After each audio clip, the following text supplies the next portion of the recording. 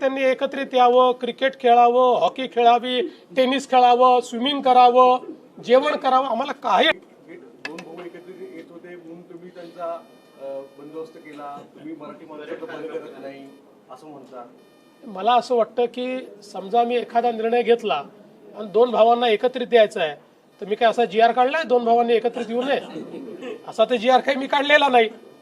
या उलट उद्धव ठाकरेजींच्या कार्यकाळामध्ये जो अहवाल आला होता, जो अहवाल लिहिण्यामध्ये उद्धव ठाकरेजींचा उजवा हात, त्यांचा उपनेता हा होता, ज्यांनी अहवालामध्ये लिहिलं की 1ली ते 12वी हिंदी सक्तीची करा, आणि तो अहवाल उद्धवजींनी कॅबिनेटमध्ये स्वीकारला आणि त्यानंतर नेहमीच्या पद्धतीनं घुमजाव केलं.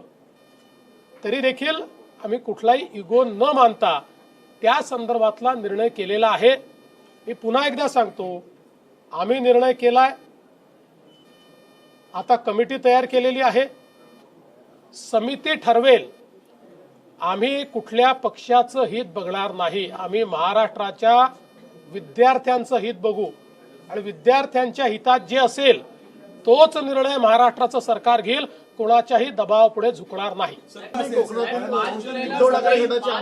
विजयी मोर्चा काढणार आहेत उद्धव ठाकरेंनी जाहीर केलेला आहे आणि त्या मोर्चाला राज ठाकरे देखील समर्थन देत आहेत. म्हणजे दोन भाऊ परत एकदा विजयी रॅलीच्या निमित्ताने एकत्र येत आहेत.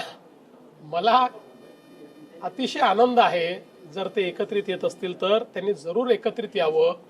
फक्त मी कालच म्हटलं, राज ठाकरे आम्हाला प्रश्न विचारतात, तोच प्रश्न त्यांनी उद्धव ठाकरेंना विचारला पाहिजे की तुमच्या काळामध्ये 1ली ते 12वी हिंदी सक्तीचा निर्णय का घेण्यात आला, हा प्रश्न कधीतरी विचारला पाहिजे. बाकी त्यांनी एकत्रित यावं, क्रिकेट खेळावं, हॉकी खेळावी, टेनिस खेळावं, स्विमिंग करावं, जेवण करावं, आम्हाला काही